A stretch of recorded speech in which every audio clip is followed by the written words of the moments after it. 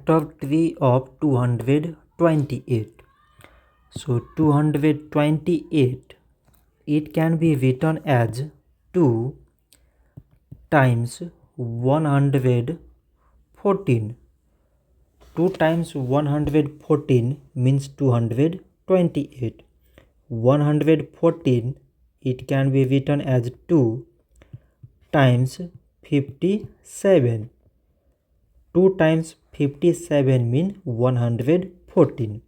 57, it can be written as 3 times 19. 3 times 19 means 57. So now we select the prime numbers among these numbers. So prime numbers are 2, these 2, 3 and 19. So we can write 228 is equal to product of all these prime numbers, that is 2, these 2, like as these 3 and this 19. So this much for today, and thanks for watching.